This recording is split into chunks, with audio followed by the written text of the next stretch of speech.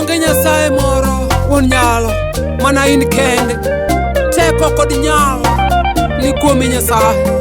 Asayi japuonj, kik iwewa kendwa loch. Dipo ka wapodho e Nyasaye, wasikwa nyalo tiekowa.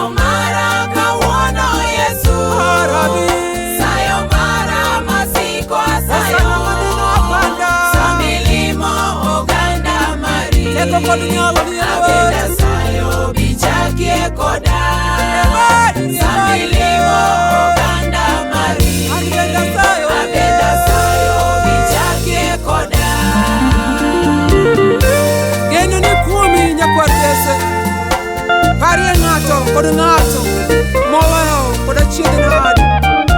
Medgie yie Nyasaye ni in e wuon nyalo. Erokamano Yesu, yud duong' sana, in ema iwinjori.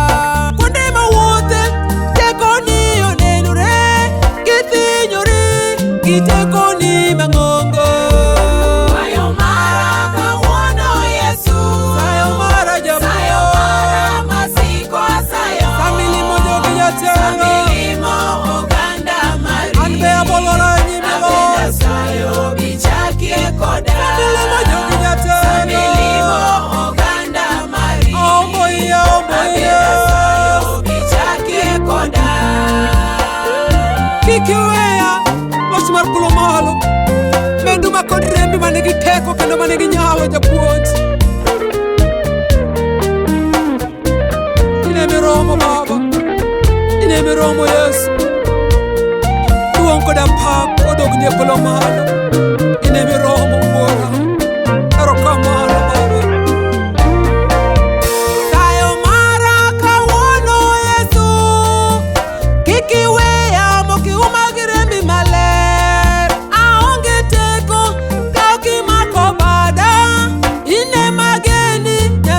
mapokolo luente inemi kedona ratego sira monda go loka ayo mara kawono Yesu ayo mara nyasa ayo mara masiko asayo samelemo joga nyasa samelimo oganda mari akwa Yesu abenda sayo bichake koda akwana nyasa samelimo oganda mari abenda sayo bichake koda adokra pinya nyasaye adokra pinya japuonj atingi malo nyasachwa ne miromo timo malo sa arem kendo onge nyalo nyasaye loch koda teko ni mana kuom ni kendo sa winjori wadese winjori wuro malas banene badi mar kech mar yore Jehova osiro wa kendo chielo wa nyasaye anasaye wa dunia mrilo kwa kolomolo ikrewa kendo wa japuonj asaye nyasaye ye muna ni chakode japuonj